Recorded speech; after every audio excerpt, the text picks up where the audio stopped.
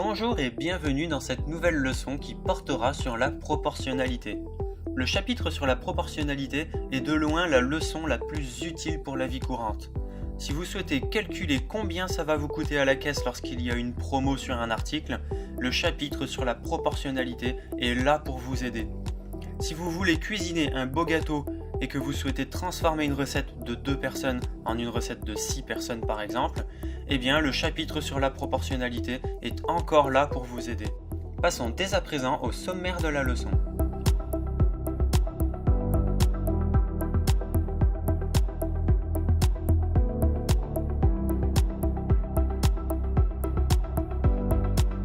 Après avoir vu cette vidéo, vous serez capable de réaliser une règle de 3 de la manière la plus rapide qu'il soit.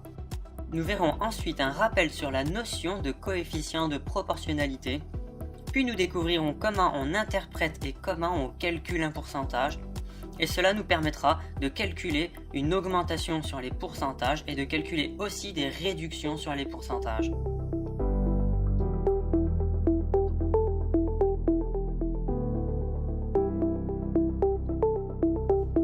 Passons dès à présent à la partie sur la règle de 3.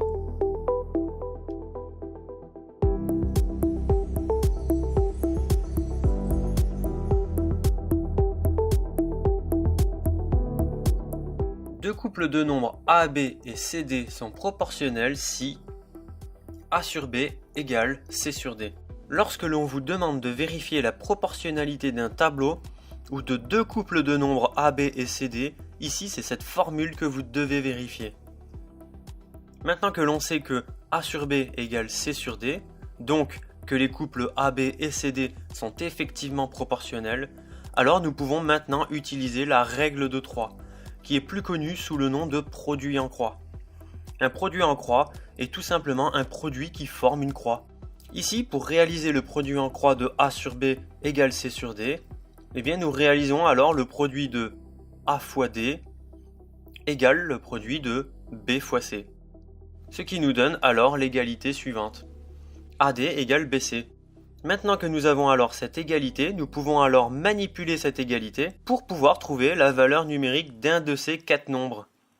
Ici par exemple, si nous souhaitons calculer la valeur numérique du nombre D, eh bien nous devons alors ici isoler ce nombre D tout seul d'un seul côté de l'équation. Et donc pour cela, nous devons nous débarrasser du A à côté du D. Nous allons alors donc diviser A des deux côtés de l'équation, ce qui va nous permettre de simplifier ce nombre A en haut et en bas de l'équation.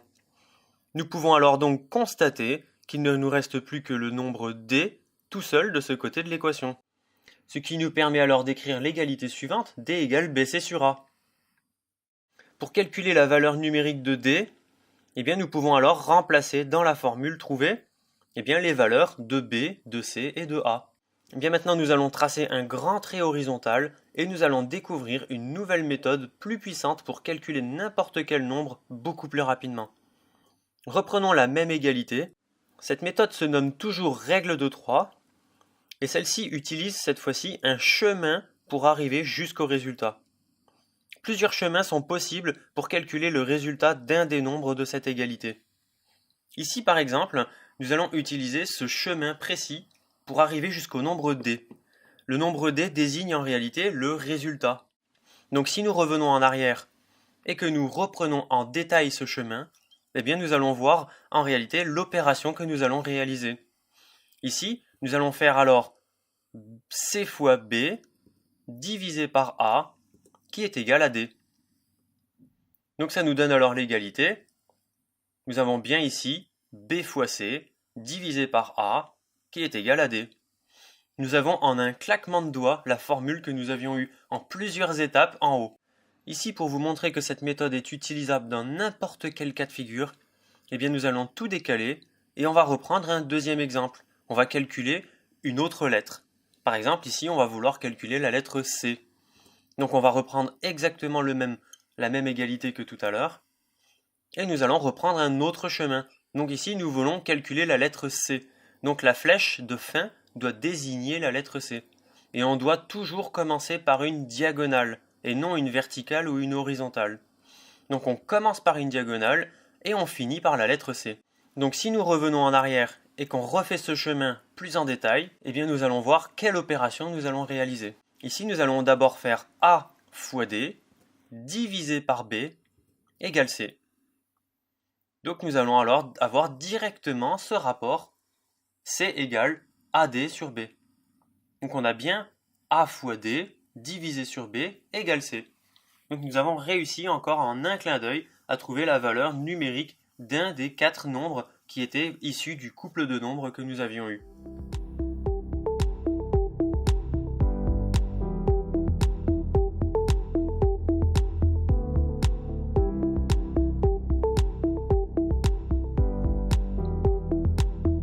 Pour que vous puissiez bien comprendre cette propriété, nous allons donc faire une application numérique très rapide du produit en croix en utilisant la méthode du chemin parcouru. Trouvez la valeur de x avec les couples suivants, 2, 4 et x20. Donc nous savons maintenant que pour que les couples 2, 4 et x20 soient proportionnels, eh bien nous devons avoir l'égalité suivante. 2 sur 4 est égal à x sur 20. Donc maintenant, puisque nous devons trouver la valeur de x, nous devons trouver la valeur de x pour que ces nombres soient proportionnels. Eh bien puisqu'on a cette égalité, si nous utilisons la méthode de la règle de 3, eh bien nous allons pouvoir trouver la valeur de l'inconnu x de la manière à ce que ces deux couples soient proportionnels. Donc pour trouver cette valeur, nous allons utiliser donc un chemin, et ce chemin, rappelez-vous, il doit désigner la valeur de l'inconnu que l'on veut calculer. Donc on doit commencer par un des nombres qui est autour de x, en commençant par une diagonale, peu importe le sens de la diagonale, du moment que, à la fin, nous désignons l'inconnu x. Donc nous pouvons par exemple faire un chemin comme ceci, nous démarrons de 2, et puis nous faisons une diagonale et nous finissons par désigner l'inconnu x. Maintenant, si nous revenons en arrière, nous allons pouvoir refaire ce chemin en détail et nous allons voir les opérations que nous allons réaliser. Nous allons donc faire 2 fois 20 divisé par 4 est égal à x. Donc nous avons trouvé alors en un clin d'œil la valeur numérique de x, puisque nous avons alors cette formule 2 fois 20 divisé par 4. Donc si nous n'avons pas de calculatrice, nous pouvons décomposer le plus possible les nombres qui composent cette fraction. Par exemple, 20, on sait que 20 c'est égal à 2 fois 10. Donc on va remplacer 20 par 2 fois 10. Et puis en bas, 4 c'est égal à 2 fois 2. Donc on va aussi remplacer 4 par 2 fois 2. Et maintenant on est content puisque on voit que l'on peut simplifier les deux en haut et en bas. Et on peut aussi simplifier ces deux en haut et en bas. Alors je répète assez souvent dans mon programme de formation que l'on peut simplifier ces deux seulement parce que nous avons affaire à un produit à l'intérieur de cette fraction. Si nous avions affaire à une addition ou à une soustraction à l'intérieur de cette fraction, eh bien nous n'aurions pas pu simplifier. Attention à ça, on doit avoir un produit. Maintenant on voit que nous avons barré tous les nombres sauf ce 10, donc il ne nous reste plus que 10 à l'intérieur. Donc on peut dire que x est égal à 10, on encadre ce résultat et nous avons trouvé la valeur de x pour que les deux couples soient proportionnels.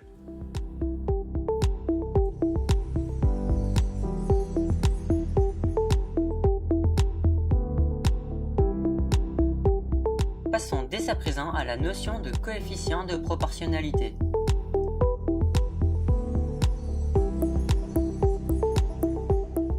Deux listes de nombres sont proportionnelles si tout nombre de l'une s'obtient à partir du nombre de l'autre de même rang en le multipliant par un unique nombre appelé coefficient de proportionnalité. Alors ça, c'est une définition de mathématiques pure et dure. Donc si vous ne la comprenez pas tout de suite, ne prenez pas peur, on va l'expliquer en détail pour que vous puissiez mieux la comprendre. Donc en réalité, on voit que on doit avoir deux listes de nombres. Et bien en réalité, ces deux listes, on va les mettre dans un tableau. En réalité, on voit que dans ce tableau, on a la liste ABC et la liste DEF. Et bien ces deux listes sont proportionnelles seulement si l'une s'obtient à partir de l'autre par un coefficient de proportionnalité. Donc par exemple, on voit que A il va s'obtenir à partir de D par un coefficient de proportionnalité, que B à partir de E et que C à partir de F. Ou inversement. Donc par exemple ici on va vouloir faire l'inverse, on va obtenir D à partir de A. C'est-à-dire que A, on va le multiplier par un nombre alpha par exemple.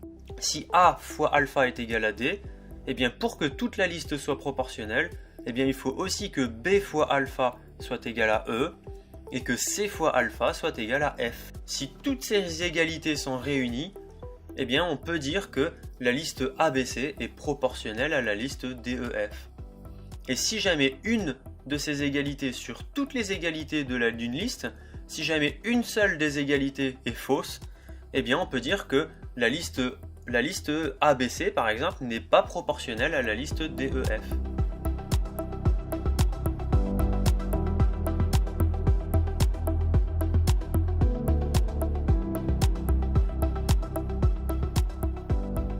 Pour comprendre un peu mieux cette notion de coefficient de proportionnalité, nous allons donc voir un exemple numérique de cette propriété. Calculer le coefficient de proportionnalité C entre la liste X et la liste Y. Nous allons donc ici avoir deux listes à l'intérieur d'un tableau, la liste X composée de deux nombres et la liste Y composée aussi de deux nombres, et nous devons calculer le coefficient proportionnel de proportionnalité entre ces deux listes. Pour que vous puissiez comprendre que cette méthode fonctionne dans les deux sens, eh bien nous allons faire exactement la même méthode que précédemment, mais dans l'autre sens. Comme nous avions fait précédemment, eh bien ici nous allons faire autrement, nous allons calculer X à l'aide de Y. Donc nous pouvons alors dire que Y c'est égal à C fois X. Cette méthode est également correcte si nous continuons toute la liste dans le même sens. Si nous avions que Y était égal à C fois X dans l'autre sens, eh bien nous aurions dû continuer notre liste toujours dans ce sens-là, du moment que le sens est respecté jusqu'au bout de la liste. Si nous commençons par Y, eh bien nous devons commencer par 4 ici. Nous devons dire alors que 4 fois C est égal à 2, et que également ici que 12 fois C est égal à 6. Nous devons toujours utiliser le même sens si nous commençons d'un côté par un sens, et donc de l'autre côté de la liste, on doit aller jusqu'au bout avec le même sens. Donc maintenant, on sait que Y fois C est égal à X. Et nous, on veut le coefficient de proportionnalité C. C'est facile, on a une équation maintenant. Donc, eh bien, pour calculer la valeur numérique de C, eh bien, nous devons résoudre cette équation du premier degré. Donc, nous devons isoler ce coefficient C tout seul d'un seul côté de l'équation, et donc nous devons nous débarrasser de ce Y qu'il y a à côté. Donc le Y, nous allons le passer de l'autre côté de l'équation. Et donc rappelez-vous, comme dans le chapitre sur les équations et les inéquations, si nous passons ce Y de l'autre côté de l'équation, eh bien il va prendre son signe opposé, c'est-à-dire que ce multiplié va se transformer en divisé.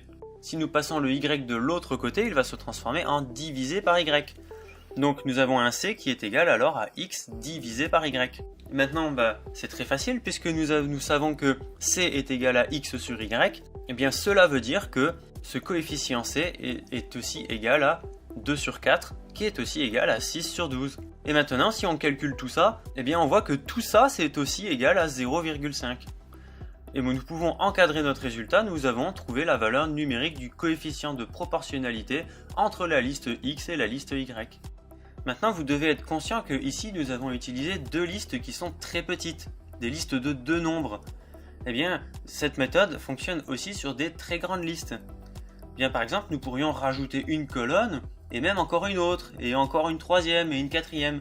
Donc ici, il faudrait donc vérifier exactement la même formule que tout à l'heure. Nous devons donc dire que 16 fois C est égal à 8, et que 24 fois C est égal à 12. Eh bien, si nous faisions le calcul, eh bien nous aurions trouvé aussi que 8 divisé par 16 est aussi égal à 0,5 et que 12 divisé par 24 également. Nous aurions trouvé le coefficient de proportionnalité de toute cette liste. Nous aurions donc trouvé la valeur numérique du coefficient de proportionnalité de ces deux grandes listes.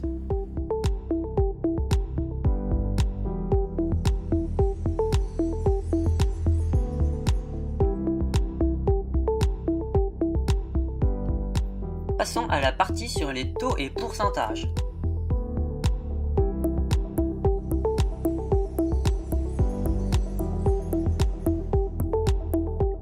Calculer le pourcentage d'une grandeur A par rapport à une grandeur B, c'est chercher le nombre T tel que le couple T100 soit proportionnel au couple AB. Maintenant que l'on connaît la définition de la proportionnalité et comment vérifier une proportionnalité, eh bien on sait que pour que ce soit proportionnel, pour que le couple T100 soit proportionnel au couple AB, eh bien il faut que AB, donc le rapport de A sur B, soit égal à T sur 100. Donc ici, c'est une simple définition. On ne voit pour l'instant aucune différence avec la définition de la proportionnalité. Sauf qu'en réalité, on a un seul couple, le couple AB, qui doit obligatoirement être égal au couple T100 pour pouvoir calculer notre pourcentage. Donc ici, on doit calculer le nombre T, qui est en réalité T%. Donc pour que vous puissiez bien comprendre, que ce soit clair dans votre esprit, on va tout de suite faire une application numérique de cette propriété.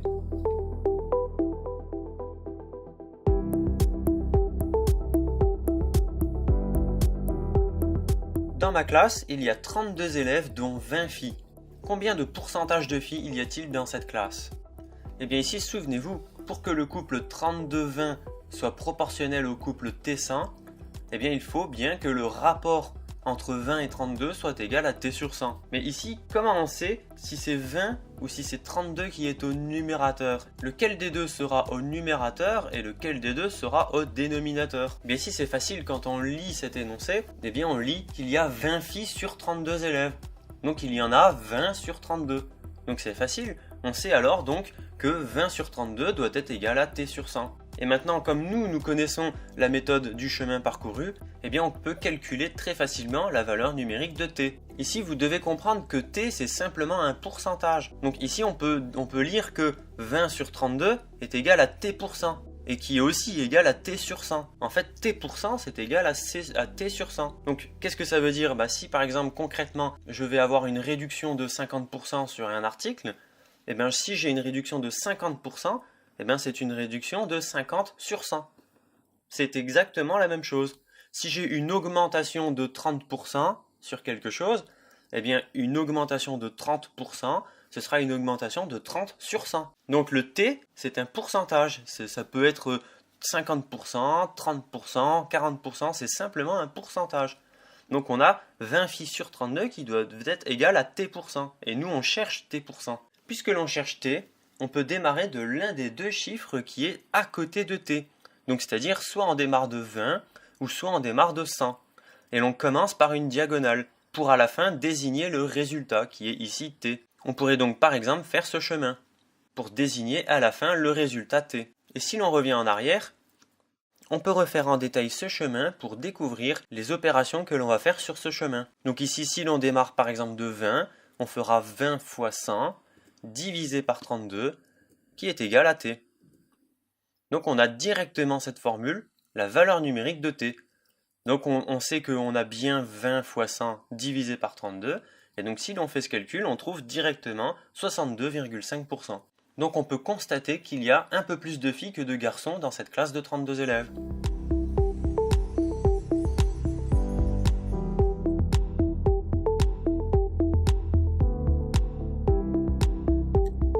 Passons dès à présent à la notion d'augmentation en pourcentage.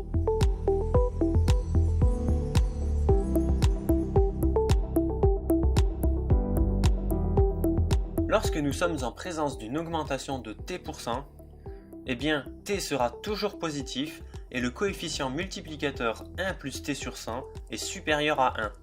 Maintenant, tout le monde sait que T sur 100, c'est égal à T%. C'est exactement la même chose. Alors pourquoi T est positif? Eh bien c'est parce que comme nous avons une augmentation, nous aurons toujours plus 30%, plus 40%, plus 70% d'augmentation. Elle n'aura jamais moins 40%. Moins 40%, ce serait une réduction en pourcentage. Mais donc voilà pourquoi T doit toujours être positif. Et donc le coefficient multiplicateur sera toujours supérieur à 1. Puisque 1 plus quelque chose, eh bien ça sera toujours supérieur à 1. Même si ce quelque chose est presque égal à 0, eh bien 1 plus quelque chose, ce sera toujours supérieur ou égal à 1. Donc maintenant, comme on sait que T sur 100 est égal à T%, eh bien maintenant on sait que si par exemple nous avions 60% d'augmentation, eh bien ces 60%, eh bien ce serait égal à 60 sur 100. Voilà pourquoi le T c'est égal à T%. Voilà pourquoi ce T% c'est égal à T sur 100. Donc 60% c'est égal à 60 sur 100. Et donc ce qui veut dire que sur ce coefficient multiplicateur 1 plus T sur 100, ben si nous avions 60%, eh bien ce coefficient multiplicateur vaudrait 1 plus 60 sur 100. Et donc maintenant, comment on calcule l'augmentation d'un prix? Bien voici la formule que vous devez apprendre par cœur. Le prix augmenté est égal au prix initial fois 1 plus t sur 100. Donc en fait c'est le prix augmenté égale le prix initial fois le coefficient multiplicateur.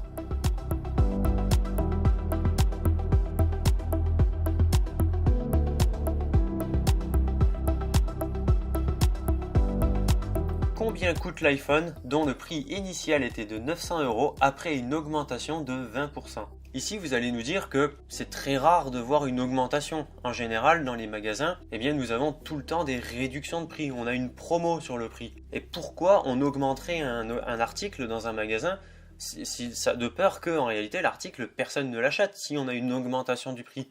Eh bien, c'est pas comme ça que ça se passe. C'est pas dans le magasin que le prix va augmenter. C'est avant. C'est une fois que la production vient d'être terminée, dans l'usine, avant la mise en vente d'un article, eh bien, il est possible que si c'est un article de luxe, eh bien, l'entreprise souhaite augmenter le prix avant la mise en vente pour augmenter, par exemple, le bénéfice de l'entreprise. Donc ici, par exemple, pour l'iPhone, eh bien, l'entreprise Apple, juste avant la mise en vente de son tout nouvel iPhone, eh bien, il souhaite augmenter le prix de vente de ce téléphone avec une augmentation de 20% pour non seulement augmenter le bénéfice de l'entreprise par iPhone, donc si on augmente de quelques centaines d'euros de 20% sur chaque iPhone, eh bien sur des millions d'iPhones vendus, eh bien cela fera des milliards de dollars de bénéfices en plus. Mais par contre, il n'y a pas que cette raison-là. Et en général, une entreprise comme Apple souhaite augmenter le prix d'un téléphone, eh bien c'est souvent, par exemple, pour augmenter la valeur perçue du produit.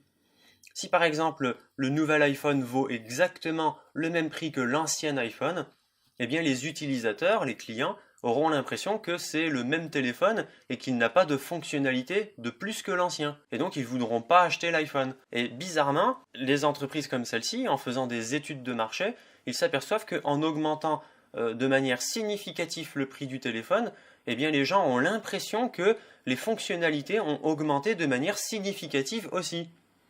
Et si jamais l'iPhone était vendu seulement à 200 € par exemple, eh bien personne ne voudrait l'acheter parce que les gens auraient l'impression qu'il est nul et qu'il n'a aucune fonctionnalité et maintenant Apple c'est devenu nul. Eh bien c'est pour ça que Apple augmente de plus en plus les prix des produits qu'ils vendent. C'est parce que ça devient maintenant des produits de luxe. En réalité, ils font de plus en plus de marge, de plus en plus de bénéfices sur leurs produits parce que cela ne leur coûte pas beaucoup plus cher de produire le nouvel iPhone, mais pourtant, ils le vendent beaucoup plus cher. Alors maintenant, du coup, ce qu'on veut, nous, c'est calculer le prix que l'iPhone sera vendu en réalité après augmentation de ces 20%. Eh bien, on utilise la même formule que l'on a vue précédemment, et donc, on sait maintenant, on connaît le prix initial. C'était 900 €. Et puis, l'augmentation en pourcentage, c'est 20%. Donc, on n'a plus qu'à remplacer dans cette formule. On a nos 900 € et puis on a nos 20% qui sont dans la formule T sur 100. Et maintenant, on peut calculer directement le prix qui sera affiché dans les magasins de l'iPhone. Et bien, le prix, une fois qu'il sera mis en vente, il sera de 1080 €.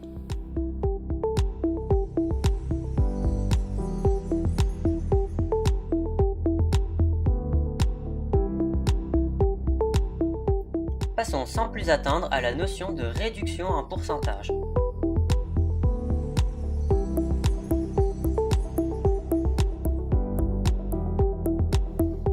Maintenant, lorsque nous sommes en présence d'une réduction de t%, eh bien maintenant t sera négatif, puisque nous avons maintenant du moins 30%, du moins 60% de réduction. Et le coefficient multiplicateur, eh bien il va changer puisque nous avions du 1 plus t sur 100, et bien maintenant on aura du 1 moins t sur 100. Nous avions un plus t, maintenant on aura un moins t. Et donc ici, puisqu'on a 1 moins quelque chose qui est proche de 0, hein, attention, quelque chose qui est proche de 0, donc 1 moins quelque chose, et bien ce sera compris entre 0 et 1. Donc du coup la formule, eh bien c'est exactement la même que tout à l'heure, sauf que le coefficient multiplicateur change. On avait du plus t, maintenant on a du moins t. Donc passons directement à l'application numérique de cette formule.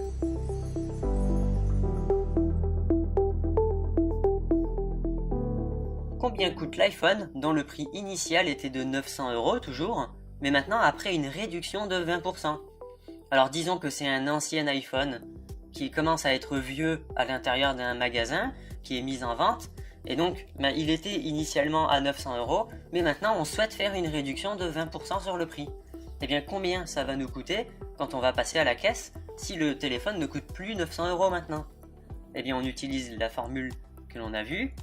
Donc, on sait que le prix initial c'est 900 €, et puis la réduction, c'est moins 20% de réduction. Donc, on a une réduction de 20%, mais en fait c'est moins 20%. Donc, moins 20%, nous avons 900 € fois 1 moins 20 sur 100.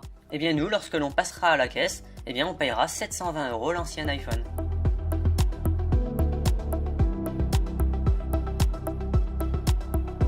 Passons maintenant à l'exercice de mise en application.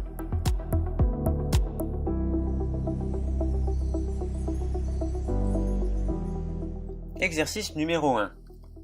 Après une erreur dans le prix d'affichage en rayon, le magasin a décidé de réparer son erreur en augmentant le prix de l'overboard supersonique de 15% et vaut maintenant désormais 1 495 €.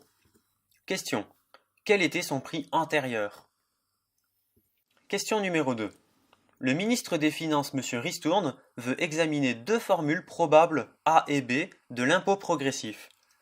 L'impôt qui sera voté et mis en application sera celui qui justifiera la proportionnalité la plus juste. Voici les deux impôts qui seront testés, impôt A et impôt B, en fonction du revenu annuel de chaque Français. Vous faites partie du membre constitutionnel et vous êtes chargé de vérifier la proportionnalité de ces formules. Faites cette vérification et dites-nous quelle sera la loi qui sera mise en application.